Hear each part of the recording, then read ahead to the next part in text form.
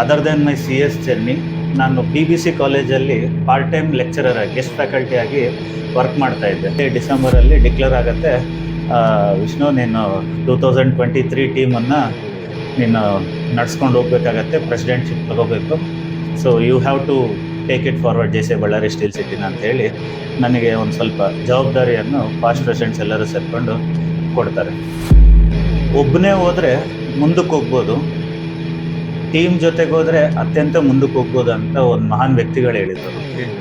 ಇಲ್ಲಿ ಏನಾಗುತ್ತೆ ಅಂತ ಹೇಳಿದ್ರೆ, ಬಿಸ್ನೆಸ್ಸಲ್ಲಿ ಟೀಮನ್ನು ಕರ್ಕೊಂಡು ಹೋಗೋದು ಭಾಳ ಈಸಿ ಆಗುತ್ತೆ, ಬಿಕಾಸ್ ನಾವು ಅವರಿಗೆ ಸ್ಯಾಲ್ರೀಸ್ ಕೊಡ್ತಾ ಇರ್ತೀವಿ.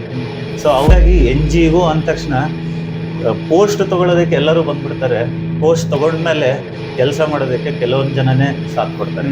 ಎಲ್ಲ ಕಡೆಯಿಂದ, ಮನೆಯಿಂದನೂ ಪ್ರೆಷರ್ ಇತ್ತು, ಆಫೀಸಿಂದನೂ ಪ್ರೆಷರ್ ಇತ್ತು, JCಯಿಂದ ಕೂಡ ಆ ಪ್ರೋಗ್ರಾಮ್ ಮಾಡಬೇಕು ಈ ಪ್ರೋಗ್ರಾಮ್ ಮಾಡಬೇಕಂತನೂ ಪ್ರೆಷರ್ ಇತ್ತು. ಇದೆಲ್ಲದನ್ನು ನಾವು ಓವರ್ಕಮ್ ಮಾಡಿಕೊಂಡು ಒಂದು ಸಕ್ಸಸ್ಫುಲ್ ಪಾತಲ್ಲಿ ಇದ್ದೀವಿ ಅಂತ ಹೇಳಿದ್ರೆ